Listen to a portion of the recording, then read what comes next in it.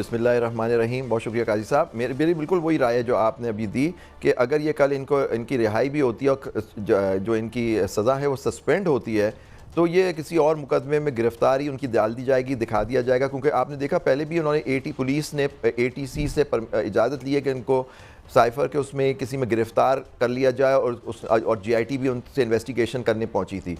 तो most probably कि इनकी गिरफ़्तारी, क्योंकि यहाँ हमने देखा है पिछले दिनों यही होता है कि आप एक केस में आपको रिहाई मिलती है, बेल मिलती है, किसी और केस में पकड़ लिया जाता है, अगर नहीं हो तो MPO में बंद कर दिया जाता है। तो मोस्ट प्रॉब्ली रिहाई तो इनकी जबकि कानून के हिसाब से तो होनी चाहिए, लेकिन मुश्किल लग रहा है सर जो हालात हैं। जी बड़ी साहब। बिस्मिल्लाहिर्रहमानिर्रहीम।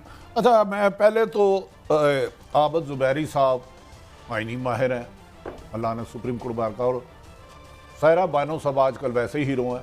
अब दोनों से पूछना चाहता हूँ एक सवाल, एक पॉलिटिशियन है, एक कानूनदान है। क्या ज़बरदस्ती किसी भी ज़ीरो को मीडिया के जरिए हीरो और या हीरो को ज़ीरो बनाया जा सकता है? ये बड़ी अलग सा सवाल है, मैं थोड़ा सा आप बीती बता रहा हूँ। जी सायरा बानो साहब, आप। नहीं, अस्सलाम वालेकुम। बिल्कुल भी नहीं बनाया जा सकता कि ज़ीरो को हीरो और हीरो को ज़ीरो, ये कोई मूवी तो नहीं चल रही। और आप ज़बरदस्ती तो किसी से मोहब्बत भी नहीं करवाई जा सकती। तो ये ट्रेंड अभी ख़त्म होना चाहिए कि अगर कोई किसी की आँख का तारा होता है तो वो ज़रूरी नहीं कि वो हमारी भी आँख का तारा हो। अगर कोई किसी का राज दुलारा है तो वो मुझे राज दुलारा लगे। तो ये फैसला अवाम पे छोड़ना चाहिए। और जैसा कि 12 हमारे चीफ साहब ने कहा कि जो सेंटर ऑफ ग्रेविटी है वो अवाम है, तो फिर ये फैसला खुदारा अवाम के ऊपर ही छोड़ देना चाहिए कि अवाम किसको मुस्तरद करती है और किसको कबूल करती है। ये कबूलियत और मकबूलियत अवाम के बीच में होनी चाहिए, कहीं और नहीं होनी चाहिए। अच्छा आबद ज़ुबैरी साहब, आप फरमा रहे हैं कि बादिउल नज़र में सज़ा सस्पेंड हो जाएगी उस केस में आईनी तकाज़े पूरे नहीं किए गए। फिर कहा जा रहा है कि आज FIA अटक जेल पे साइफर नहीं, देखिए मुझे नहीं मालूम फैसला, देखिए कानूनन नहीं, अगर हाँ तो मतलब वो जो आम कॉमन उसमें है कि जी बादिउल नज़र में आप सब जो नज़र आ रहा है लगता है सस्पेंड होती हुई नज़र आ रही है, लेकिन फैसला हतमी सुप्रीम हाई कोर्ट करेगी। लेकिन ये बताएं कि आप वुकला 170 मुकदमात हैं जी, उसमें से जब वो गिरफ्तार हुए वो भी मुकदमत हो गए, तो इमरान खान को एक एक केस में अगर बेल गया तो ये 3 साल मिनिमम लग जाएंगे। तो क्या ऐसा कानून नहीं है कि सब केस एक जगह क्लब कर दिए जाएं और इंसाफ के तकाजे पूरे किए जाए? जहां जुर्म साबित हो जाए वहां सजा हो, जहां बेगुनाही हो बाइज्जत तरीके से बरी हो आदमी। डू यू थिंक इसके आसार नजर आ रहे हैं?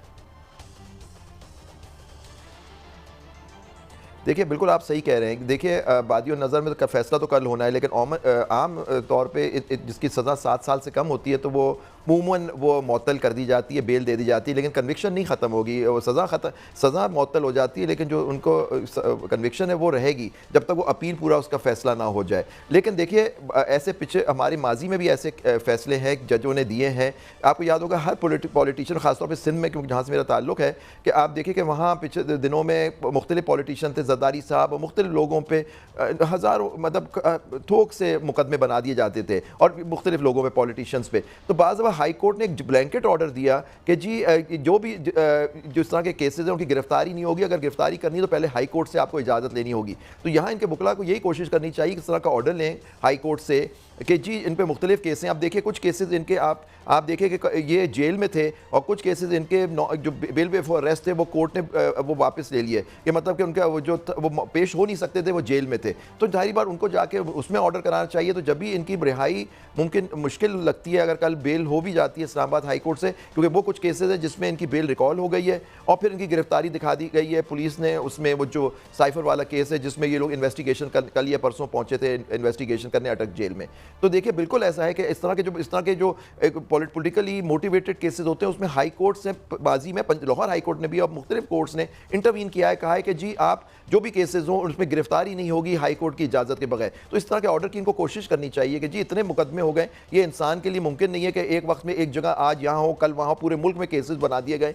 तो इससे बेहतर है कि एक जो ब्लैंकेट ऑर्डर होना चाहिए वो ले लें कि जी जो अगर किसी केस में गिरफ्तार करना है तो हाई कोर्ट से इजाज़त लेकर उनको साबित करें कि जी इनकी गिरफ्तारी ज़रूरी है, तो फिर वो हाई कोर्ट से इजाज़त लें। तो ये इस तरह की कोशिश करनी चाहिए सर। अच्छा सायरा बानो साहबा, इस वक्त पाकिस्तान के तूलो अर्ज में शहर हो या गांव हो, कस्बा हो, हर तरफ एक ही दुहाई है, महंगाई ही महंगाई है। बिजली के बिल लोग जला रहे हैं, बिजली के बिल ना देने का वो कह रहे हैं कि हम नहीं देंगे।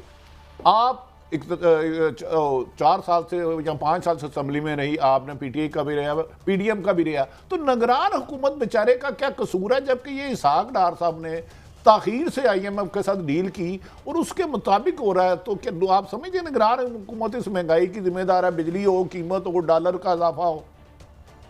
नहीं भट्टी साहब, वह निगरान हुकूमत अभी तक तो बिल्कुल भी जिम्मेदार नहीं है। उनको आए हुए जुम्मा 8 दिन हुए, शायद मेरे ख्याल में 18 या 19 दिन हुए। ये वो कहते हैं ना कि ये 14 जमातें मिलकर जो मलगूबा और एक हांडी बनाकर गई थी, इन्होंने तो सिर्फ ढक्कन उठा के सर्व किया है, पका के तो वो गए थे सारा कुछ। तो उनके ऊपर ये मलबा नहीं गिरना चाहिए। और मुझे सबसे ज्यादा वो कहते हैं ना कि एक अजीब सी सिचुएशन है कि गुस्सा भी आ रहा है, हंसी भी आ रही है और दिल कर रहा है कि सामने तो 2 झापड़ भी लगा दूं कि अब किस मुंह से जमाते। एक सेकंड में जरा टेबल के नीचे छुप जाऊं, क्योंकि थप्पड़ बहुत जोर से लगते हैं खवातीन के। आप इन जमातों को देखें, कल जेयूआई का केपीके में एक जांच था, तो वो 16 महीने से क्या कर रहे थे? 16 महीने से इन्होंने क्यों नहीं कहा कि ये आपकी बिजली की मद में जो ये चीजें हैं या हम इन चीजों को सही करें या कुछ करें हम।